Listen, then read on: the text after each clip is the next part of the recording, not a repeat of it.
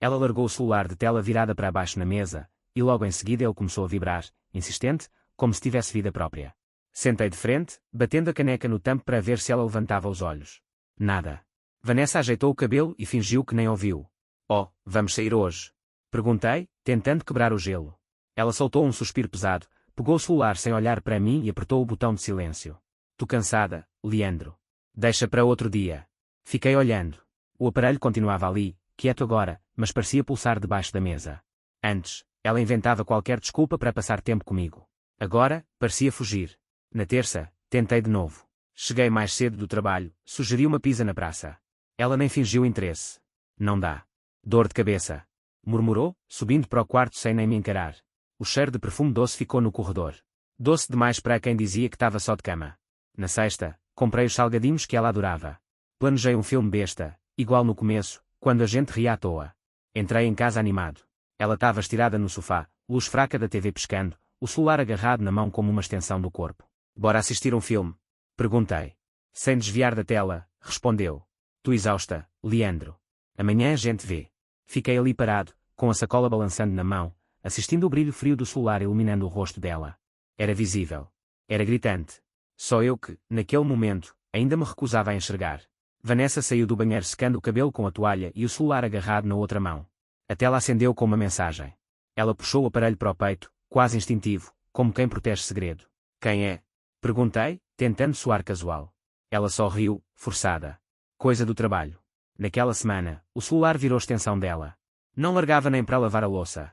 Levava para o banheiro, deixava debaixo do travesseiro na hora de dormir. Cada notificação, um pulo. Na quarta-feira, saí mais cedo da oficina. Quando abri o portão de casa, o cheiro forte de perfume doce me acertou de cara. Vanessa apareceu na cozinha, ajeitando a blusa como se tivesse sido pega de surpresa. Reunião de última hora, disse, jogando as chaves no balcão. Cliente novo, projeto grande. Franzi a testa. E precisa de tanto perfume assim? Ela me encarou rápido, depois deu um sorriso gelado. Tenho que causar boa impressão, né, Leandro? Na sexta, outra desculpa. É pior com a equipe. Saía dizendo que era rapidinho e voltava tarde, arrumada demais para quem dizia que ia só resolver pendências. A cada volta, o cheiro dela mudava. O sorriso também. Era como se carregasse outra vida na pele, uma que eu não fazia parte. Naquela noite, depois que ela subiu para o quarto, fiquei parado na sala escura, escutando o som abafado das risadas dela pelo celular. Não era cansaço. Não era estresse. Era algo que já não me incluía mais. E eu começava a sentir que não ia gostar do que vinha pela frente. No sábado, depois do almoço, peguei ela no quintal, sentada na escadinha, mexendo no celular de novo. O sol batia forte, mas a expressão dela era gelada. Sentei do lado e falei sem rodeios. Vanessa, que história é essa de reunião todo dia? E sempre chegando tarde, perfumada. Ela travou o celular num segundo, como quem esconde uma faca. Virou para mim com os olhos arregalados, a voz subindo antes mesmo que eu terminasse a pergunta. Você tá maluco, Leandro? Agora vai-me vigiar. Vai querer controlar até o que eu respiro. Não tô controlando nada, respondi, tentando manter a calma, só te perguntando. Ela riu, um riso seco, debochado. Tá sufocando, sabia. Você acha que tudo gira ao seu redor. Levantou rápido, me olhando de cima, sabe o que é? Você tá tão inseguro que vê coisa onde não tem. Só tô sentindo que tem algo errado, falei baixo, mas firme. Ela cruzou os braços, como se eu fosse o culpado da história. O errado é você. Disparou. Tá sempre desconfiando, sempre inventando história na cabeça. Cansa, viu, Leandro? Cansa demais. Vi nos olhos dela, não era mais só defesa. Era ataque. Era ódio mal disfarçado. Ficou ali parada, respirando pesado, o celular firme na mão, como quem segura um escudo. Depois virou as costas e entrou em casa, batendo a porta com força. Fiquei no quintal, parado feito um idiota, olhando o cachorro correr atrás do próprio rabo. O peito doía. Mas, pela primeira vez, uma parte minha deixou de tentar justificar. Ela estava escondendo alguma coisa. E eu ia descobrir o quê? O churrasco de domingo era para ser tranquilo. Família reunida, cerveja gelada, carne na brasa. Mas eu já cheguei com a cabeça pesada, sentindo que tinha algo entalado na garganta.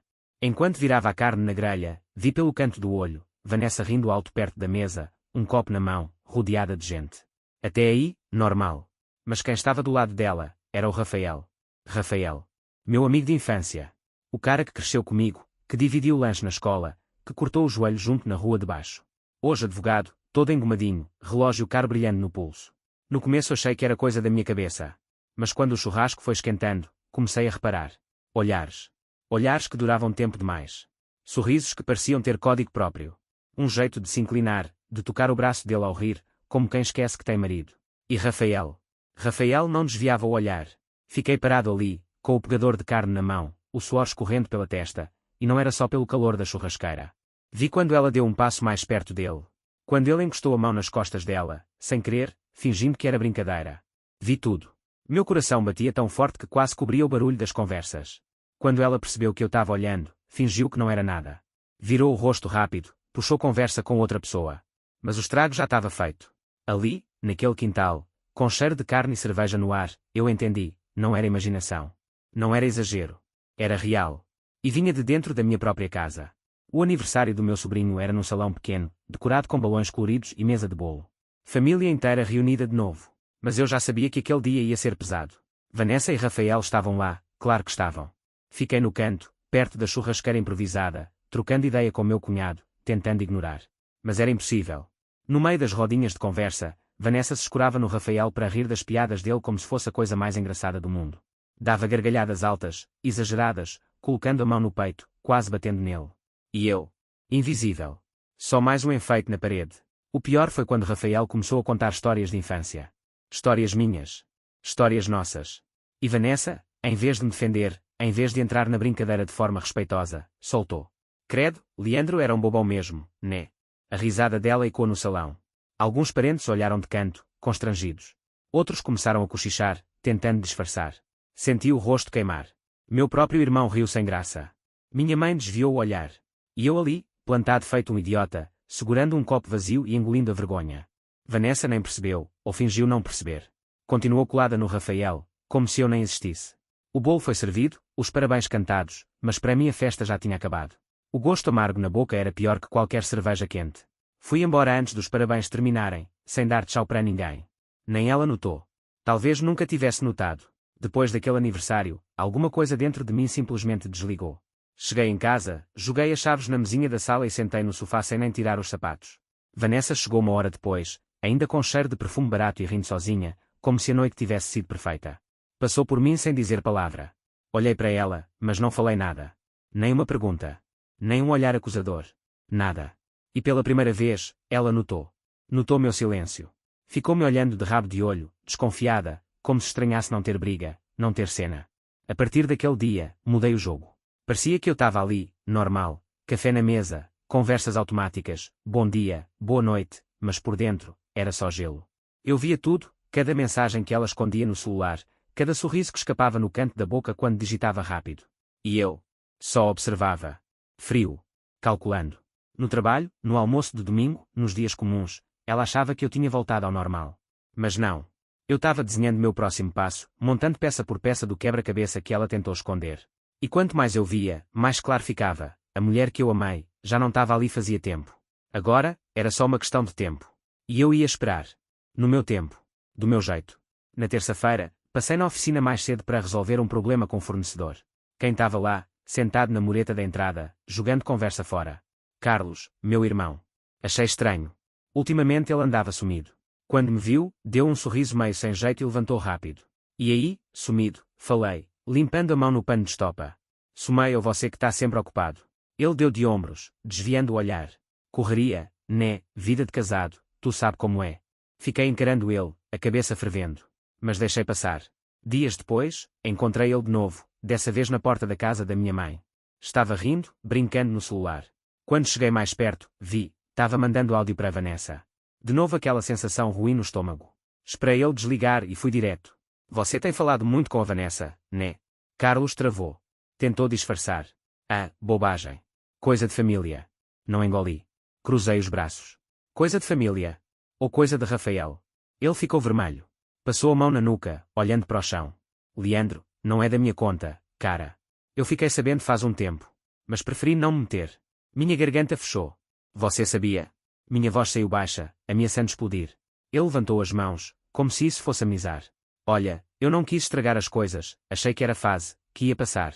Dei um passo para trás, sentindo como se tivesse levado um soco no estômago. Meu próprio irmão sabia. Meu próprio irmão me deixou vivendo como um idiota. Virei as costas sem dizer nada. Subi na moto, liguei o motor e saí acelerando, deixando para trás não só ele, mas o pouco de confiança que ainda restava na minha família. Naquele momento, uma coisa ficou clara: eu estava sozinho nessa. E se fosse para enfrentar, ia ser com as minhas próprias mãos. Naquela noite, cheguei na oficina depois do expediente. A rua já estava vazia, o cheiro de óleo queimado ainda no ar. Tranquei o portão, subi para o escritório e sentei na cadeira giratória que rangia de velha. A mão coçou para fazer alguma coisa. Eu precisava de provas. Não dava mais para viver na base da suspeita. Olhei para o canto da sala, o velho sistema de câmaras ainda estava lá, coberto de poeira. As câmaras internas da oficina, as que eu instalei anos atrás para a segurança, mas que nunca precisei usar para nada sério. Puxei o HD, liguei no computador velho de tela trincada. A tela piscou umas 3 vezes antes de abrir as gravações. Comecei a vasculhar os arquivos, jogando o tempo para trás, semana por semana. Horas e horas de imagens inúteis, clientes entrando, saindo, entregador trazendo peça, funcionário reclamando da vida. Quase desisti. Até que achei. O dia apareceu na tela como um tapa, uma sexta-feira qualquer, mês passado. Vi a porta do escritório abrir devagar. Vanessa entrou primeiro, olhando para os lados como se tivesse certeza de que não tinha ninguém. Atrás dela, Rafael, com aquela arrogância estampada na cara. Não demorou nem 5 segundos, ela encostou na mesa, ele chegou perto, e começaram a se beijar. Dentro do meu escritório. No meu espaço. No lugar que eu construí com as próprias mãos. Senti o sangue gelar. Os dedos travaram no mouse.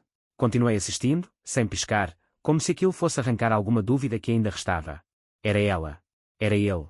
Era a traição escancarada. Sem desculpas. Sem volta. Fechei o vídeo. Salvei tudo em um pendrive pequeno, daqueles que mal dá para perceber no bolso. Minha mão tremia.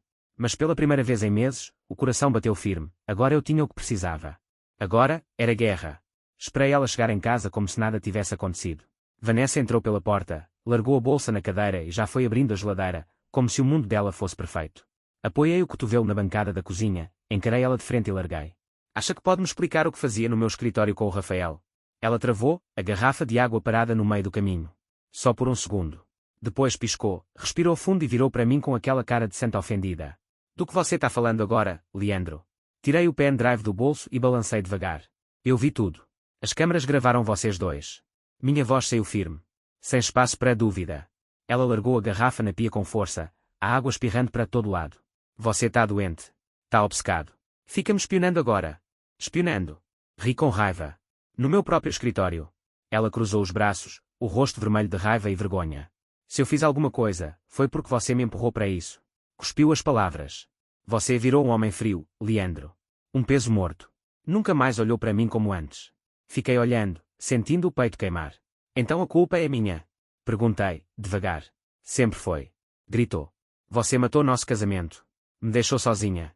Cada frase dela era como um prego no caixão do que a gente foi um dia. Eu podia ter gritado. Podia ter quebrado tudo. Mas só fiquei parado, respirando fundo, assistindo ela se debater na própria mentira. Ela queria inverter o jogo. Me fazer carregar nas costas a culpa da sujeira que ela mesma fez. Só que dessa vez, eu não ia aceitar. Dessa vez, quem ia expor a verdade era eu. No domingo seguinte, aceitei o convite para o almoço na casa da mãe da Vanessa. Fingi normalidade. Um sorriso educado, conversa fiada, como quem não carrega uma bomba no bolso. A família dela estava toda lá, pais, irmãos, sobrinhos correndo pelo quintal. Rafael também foi convidado, claro. Era o queridinho agora. Esperei a hora certa. Quando a mesa ficou cheia, pratos servidos, cerveja estourando no gelo, levantei devagar. Tirei o pendrive do bolso, encaixei no aparelho de som da sala, que também lia vídeo. Antes da sobremesa, queria mostrar uma coisa para a família, falei, alto o suficiente para todo mundo ouvir. Vanessa ficou branca na hora. Tentou-se levantar, mas o pai dela segurou o braço dela, confuso. A televisão acendeu. A imagem surgiu sem aviso, Vanessa e Rafael se beijando no meu escritório. Em ângulo aberto, sem margem para desculpa. O silêncio foi imediato. O tio que enchia o prato de maionese congelou com a colher no ar. A mãe dela largou o copo de refrigerante, a boca aberta. Rafael engasgou na própria saliva, tentou rir nervoso, mas o vídeo continuava, implacável. Eu não disse nada. Nem precisei. O pai da Vanessa se levantou da cadeira, os olhos marejados de raiva. É verdade isso, Vanessa? Ela não respondeu. Nem precisava. O rosto dela, mais branco que a toalha da mesa, já dizia tudo. Rafael se encolheu na cadeira, olhando para o chão como um moleque pego roubando doce. Na minha casa. Como eu guenro. A mãe dela gritou, empurrando a cadeira para trás. O clima azedou de vez. Parentes levantando, cochichos pesados, olhares de nojo. Vanessa tentou balbuciar alguma desculpa, mas ninguém quis ouvir. Peguei o pendrive de volta, coloquei no bolso e olhei para ela uma última vez, sem raiva, sem pena. Agora vocês sabem quem ela realmente é. Saí andando pelo corredor, ouvindo os gritos começarem atrás de mim. Cada passo que eu dava era mais leve que o anterior. Eu tinha mostrado a verdade. Agora ela que carregasse a vergonha. 2 dias depois do almoço, a notícia já tinha corrido. O pai da Vanessa não deixou ela voltar para casa. Disse que não queria uma filha mentirosa e desonrada debaixo do teto dele. A mãe dela chorava pelos cantos, mas também não abriu a porta. Vanessa tentou se abrigar na casa de uma amiga, mas a amiga descobriu a história inteira e também virou as costas. Rafael sumiu. O advogado que bancava o conquistador simplesmente desapareceu. Boatos diziam que ele já estava de caso com outra, e que nunca teve intenção nenhuma de assumir Vanessa de verdade. Quando ela tentou ligar para ele na frente de uma prima, levou um balde de água fria. Para de me ligar, Vanessa. Acabou. Você é problema demais. Foi isso que ela ouviu, no viva voz, para todo mundo escutar. A prima espalhou rápido. Em menos de uma semana, Vanessa passou de mulher invejável para motivo de cochicho em todo canto. Ninguém queria mais papo, nem nos almoços de domingo, nem nas festinhas de bairro. Pior, até o trabalho dela foi afetado. Um dos clientes antigos descobriu a história e, com medo de ter o nome envolvido em fofoca, cancelou o contrato de contabilidade. Em seguida, outros seguiram o mesmo caminho. De repente, Vanessa estava desempregada, sem apoio da família e sem Rafael. Sozinha. Sem chão. Sem desculpas. E pela primeira vez em muito tempo, eu dormi a noite inteira sem acordar com o peito doendo. A justiça, às vezes, chega do jeito mais silencioso. E o tombo dela estava só começando. Na segunda-feira seguinte, bati na porta do meu advogado com a papelada da separação embaixo do braço. Quero tudo certo, sem bagunça, falei, firme. Mas também não vou deixar barato. Entramos com pedido de separação amigável. Nada de escândalo em audiência. Sem chance para ela pintar a história do jeito dela. Exigia divisão justa dos bens, metade do que construímos junto. Só que a oficina era outra conversa. Levantei sozinho. Abri sozinho. Paguei cada tijolo. O advogado deixou claro, a oficina ficava comigo. Quando o oficial entregou a notificação para Vanessa, ela tentou me ligar. Tentou mandar mensagem. Tentou até mandar recado pela mãe, chorando, pedindo bom senso. Ignorei tudo. Nada de ódio, nada de vingança. Só distância. Na oficina, comecei a reformar devagar, pintei as paredes, troquei o letreiro, mudei-a logo. Cada martelada, cada demão de tinta era como apagar o rastro dela da minha vida. Os clientes antigos continuaram fiéis. Alguns até me deram tapinhas nas costas, como quem entende mais do que fala. Passei a fechar as contas com mais calma, sem ela para se meter. Fui montando meu próprio futuro, tijolo por tijolo, com as mãos sujas de graxa e o coração cada dia mais leve. Ela não era mais problema meu. Nem passado meu. Era só uma sombra que ficou para trás enquanto eu seguia em frente. E dessa vez, era eu quem escrevia a história. A sexta-feira estava quente, final de expediente, quando ouvi a buzina discreta lá fora. Olhei pela janela da oficina e vi, era ela. Vanessa. De pé, do outro lado da rua, segurando a bolsa contra o peito como quem carrega culpa. Respirei fundo, sequei as mãos no pano velho e fui até a porta. Não tinha raiva. Não tinha pressa. Só aquela calma pesada de quem já decidiu tudo por dentro.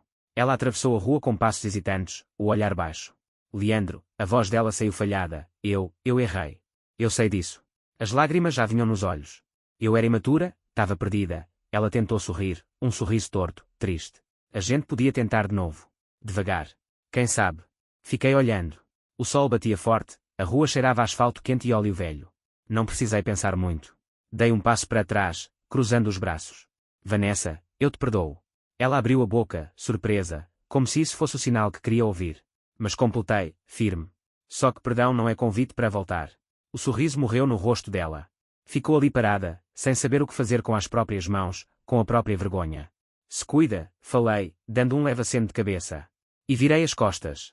Entrei de volta na oficina, puxei a porta de ferro devagar e deixei ela do lado de fora, entre o barulho da rua e o peso das escolhas dela. Não olhei para trás. Nem precisei. Porque o que era para ter sido, já tinha morrido fazia muito tempo. E pela primeira vez, eu sentia que o que vinha pela frente era só meu. De verdade. 2 meses depois da última conversa com a Vanessa, mandei instalar uma nova fachada na oficina. Letreiro limpo, visual moderno. Oficina Leandro e CIA, mecânica de verdade. Agora com sócio novo, Kleber, um cara honesto, mão firme, que trabalhou comigo por anos. Merecia estar ali. Com a grana que sobrou da separação e uns clientes fiéis, reformamos tudo. Investi em ferramentas novas, criei um cantinho para café, e comecei a organizar cursos para a molecada do bairro que queria aprender mecânica. Nos fins de semana. Liberdade. Subia na minha moto e sumia pela estrada. Uma mochila nas costas, vento no rosto, e o coração limpo. Fui para o interior, beira de cachoeira, cidadezinha com pastel bom e prosa melhor. Conheci gente que não queria saber da minha história, só de quem eu era agora. E Vanessa? Sumiu da cidade. Contaram que tentou recomeçar numa contabilidade nova, mas ninguém quis fechar contrato com ela. O nome já estava sujo. A reputação, pior ainda. Soube que está morando de favor com uma tia, sem emprego fixo, dependendo de favor de uma prima para pagar as contas. Os pais dela seguem frios. Nem em aniversário chamam mais. E Rafael? Ah, Rafael. A cereja no bolo veio numa manhã qualquer, tomando café na porta da oficina. Kleber chegou com o jornal embaixo do braço, deu uma risada seca e jogou na bancada. Olha isso aqui. Na capa, estampado, advogado investigado por desvio de verba em escritório de família. Era ele. Rafael. O grande esperto. O pegador. O traíra. Pegaram ele metido num esquema de desvio com outro sócio. Processo pesado. Ordem dos advogados caindo em cima. Pode perder o registro. Sem moral. Sem grana. Sem saída. Sentei, tomei um gole de café, olhei para o céu limpo daquele sábado. E pela primeira vez em muito tempo, sorri de verdade. Não era vingança. Não era revanche. Era justiça. A vida deu o troco. Do jeito certo. No tempo certo. E eu estava em paz. Com minha oficina, minha estrada, minha liberdade. Não precisei levantar a voz. Não precisei sujar as mãos. Bastou continuar em pé, enquanto eles desabavam sozinhos.